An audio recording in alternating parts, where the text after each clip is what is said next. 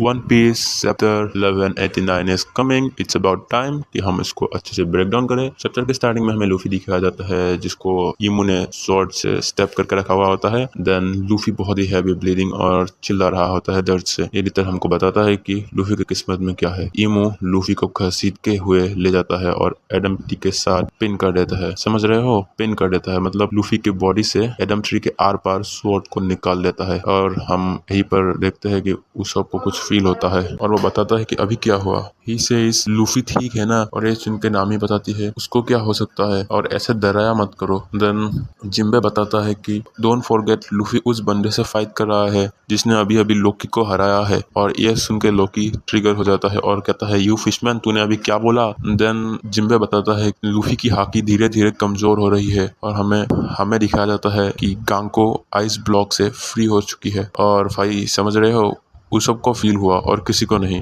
ये उसब में कुछ बात है भाई। और गांको के साथ ब्रूक फ्रैंकी है और ब्रूक गांको को क्वेश्चन करते हुए जाता है कि उस टाइम गांको के साथ क्या हुआ था, मतलब तब से लेकर अब तक गांको के साथ क्या हुआ था। हम देखते हैं कि ब्रूक सवाल पे सवाल किए जा रहा था और पूरे टाइम रग्नीर बहुत चिल्ला रहा था, कुकू की करके कुछ चिल्ला रहा था। और उसब बताता है यहाँ पर गांको को यहाँ से फ्री करना उनके लिए सेफ है क्योंकि गांको तो उनके साइड थी। और ब्रूक इसका जवाब दे हम देखते हैं कि दूर से हजरुद्दीन जर्ड और चॉपर यहाँ पर लैंड करता है, एक भयंकर लैंडिंग। और जिसे सब कुछ तोड़ फोड़ देते हैं और अपना चॉपर अपने गार्ड पॉइंट को इस्तेमाल करता है जिससे सब सेफली लैंड कर पाए। और हम देखते हैं कि भाई जर्ड लोकी के पास जाती है और उसे चेक करती है और लोकी का हाल बहुत ही सीरियस है मेरे भाई। लोकी का सिचुएशन बहुत ही डेंजरस है और लोकी बताता है उन लोगों ने यहाँ पर ऐसे लैंड करके सिनेरियो को और भी ज्यादा खराब करके रखा हुआ है, वो लोग यहाँ पर क्यों आए। और हमें कुछ देर पहले का फ्लैशबैक दिखाया जाता है जहाँ पर जरूल हजरुद्दीन को बताता है वो लोग यहाँ पर रुक के उनके साथ फाइट करने की जरूरत नहीं है, वो लोग लोकी के पास जाए, लोकी को ज्वाइन करे। और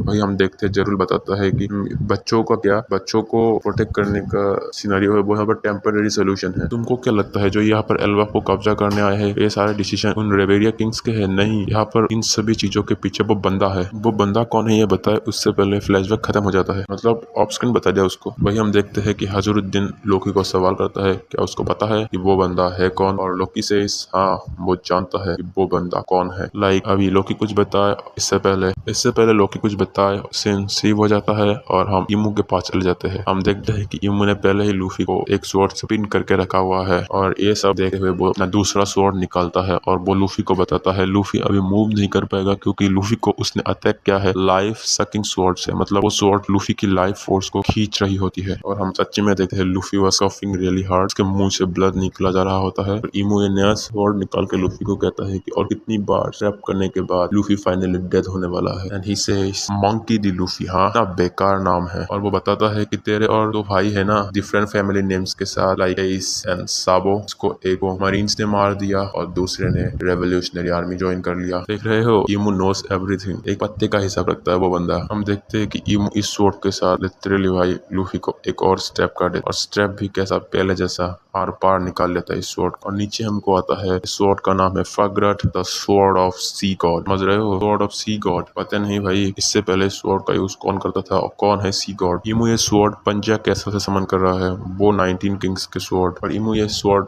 से पियर्स करने के बाद लूफी को बताता है कि एस साबो एंड लूफी ये तीनों भाई सेम ट्रेड शेयर करते हैं, मतलब ये तीनों ही रेकलेस है। और हम देखते हैं कि इस स्वॉर्ड से अटैक लेने के बाद लूफी बहुत जोर से चिल्लाता है और बहुत ही ब्लीडिंग करने लगता है, लाइक पहले से भी ज्यादा। हम देखते हैं कि सीन शिफ्ट होता है और लोकी के यहाँ पर आता है और लोकी बताता है कि हाँ ये वही बंदा है जिसके बारे में मुझे रेड हेयर ने बताया था। आगे हमारे सामने एक सैंक्स का फ्लैशबैक आता है। ये फ्लैशबैक उसी मोमेंट का है जब किंग हरल्ड मर चुका था। लोकी उस लेजेंडरी डेविल फ्रूट को खाने के बाद कहता है जो पावर उसने अभी गेन किया इस डेविल फ्रूट को खाने के बाद, इस पावर से वो अपने बाप का बदला लेगा। सैंक्स उसे रोकता है और कहता है कि वो समझता है लोकी अभी कितना गुस्सा है पर लोकी को थोड़ा शांत होना पड़ेगा। पर लोकी सुनता नहीं और सैंक्स उसे सवाल करता है और सैंक्स उसे कहता है कि वो जानता है कि लोकी कितना गुस्सा है, वो भी उतना ही गुस्सा है लोकी की तरह क्योंकि किंग हरल्ड उसका भी एक दोस्त था। यहाँ पर सैंक्स लोकी को ठीक से सोचने के लिए बोलता है कि जो वर्ल्ड गवर्नमेंट है वो एल्बाफ को टेक डाउन करना चाहता है और ये वर्ल्ड गवर्नमेंट का अल्टीमेट गोल है भी नहीं, और उनका अल्टीमेट गोल है एल्बाफ को यूज करके वॉर करना। लाइक वर्ल्ड गवर्नमेंट एल्बाफ को यूज करके वॉर के लिए प्रिपेयर होंगे मेरे भाई। और ये सब सुन के लोकी पूछता है वॉर करेंगे वर्ल्ड गवर्नमेंट माने, और इन सब वॉर के बीच लोकी का कनेक्शन क्या है। लोकी बताता है कि उसका जो बाप मरा है वो बहुत ही दुख लेकर मरा है, उसके साथ बहुत ही सोल्जर्स मरे वाले हैं।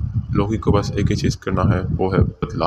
और शैंक्स बताता है बदला लोगे तो किससे लोगे। देन लोकी से इस वर्ल्ड गवर्नमेंट। तभी शैंक्स बोलता है कि the man who control your father and manipulate everything is king of the world. मतलब शैंक्स खुद से ही इमू को रिवील कर देता है लोकी के सामने। मतलब पता है शैंक्स को इमू के बारे में पता है। और ये सुन के जरूर बताता है कि शैंक्स ये सब क्या बोल रहा है, कि जो वर्ल्ड गवर्नमेंट का पॉलिसी है कि अकॉर्डिंग दुनिया में एक सिंगल राजा नहीं हो सकता। गवर्न तो वहाँ पर शैंक्स को रोकने के लिए बोलता है, पर शैंक्स इट्स फाइन, मुझे पता है कि वो लोग यहाँ पर उसके ऊपर विश्वास नहीं करेंगे। और ये सुन के लोकी स्माइल करता है और वो बोलता है उसका जो दुश्मन है वो यहाँ पर किंग है, फिर वो किंग को मार देगा। वहीं पर शैंक्स सीरियस होकर बताता है जो किंग का पावर है वो किसी भी बंदे के सोच के बाहर इतना पावरफुल। और वो शैंक्स बता रहा है, समझो वो कितना पावरफुल हो सकता है। वो जो होली लैंड के सफर में गया था, उस जर्नी के थ्रू उसने जो इमू का पावर देखा, वो देखकर वो खुद शॉक रह गया था। अगर शैंक्स उसको हरा पाता है एट दैट टाइम, उससे पहले भी बहुत पावरफुल लोगों को हरा देता, लेकिन ऐसा पॉसिबल है ही नहीं। शैंक्स देन से his power is beyond comprehension. और हमें जेबेक का सीन दिखाया जाता है, सच्ची में उसको डिफीट करना पॉसिबल होता शैंक्स से पहले तो जेबेक ही कर देता, और वही नहीं कर पाया। राइट, अभी शैंक्स बताता है कि अभी उसके साथ फाइट करने का सही समय नहीं आया है।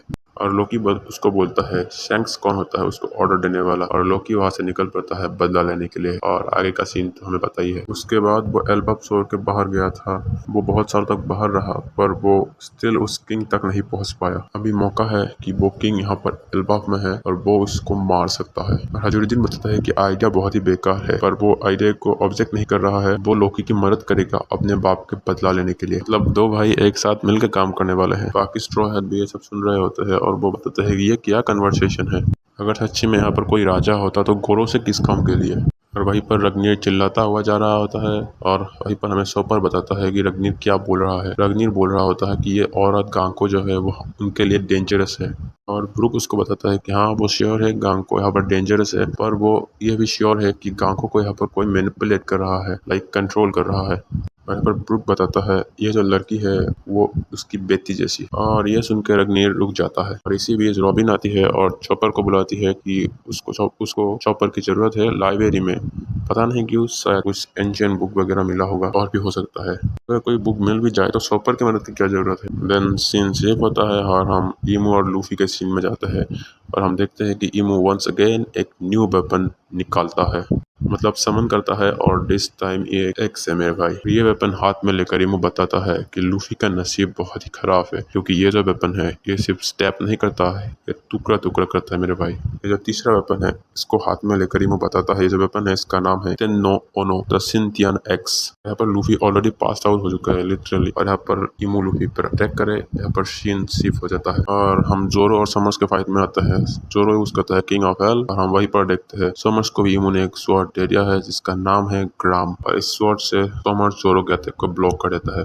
और ये जो ग्राम स्वॉर्ड इमू ने समर्स को दिया है, इस समर्स का मतलब है द स्वॉर्ड ऑफ एंगर। और वहीं पर पैनल के एक साइड से हमें इमू का चैम्बर दिखाया जाता है जहाँ पर ढेर सारे स्वॉर्ड्स है। वही हमको बताया जाता है कि आज से 800 साल पहले जो दुनिया के फाउंडिंग किंग्स थे उन्होंने अपने स्वॉर्ड्स को एम्प्टी थ्रोन के चारों ओर गाड़ दिया, और वही उन्होंने इक्वालिटी का कसम खाया। और उनका वेपन इस चीज का सबूत है। और इमू कैसे बैठ गया, क्या हुआ क्या नहीं हुआ, ये नहीं दिखाया गया, ये देखने लायक बात है। लाइक इमू कैसे थ्रोन पर बैठ गया 19 किंग्स के बजाय। आगे हम देखते हैं कि जोरो और समर्स का तो फाइट चल रहा होता है, और इसी के बगल में समर्स बताता है कि the sword of chaos is Tohu and the sword of nothingness is फूहू and the sword of heavenly punishment is Nemesis. Like जो अलग अलग स्वॉर्ड इमू ने यूज किया उनका नाम मीनिंग बता रहा है। लॉन्गिनस जो स्पीयर है वो एक डिमोनिक स्पीयर है। इसी के साथ एक और स्वॉर्ड का मेंशन करता है द मुरामासा स्वॉर्ड, और बाकी के स्वॉर्ड्स का भी नाम लेता है, पर वो ट्रांसलेशन में नहीं आया है ऑफिशियल ट्रांसलेशन में। एपिसोड देखने के बाद पता चलेगा हमको। और उसके बाद वो बताता है ये 19 किंग्स के स्वॉर्ड है जिन्होंने इन दुनिया को बनाया और इसके ऊपर रूल किया।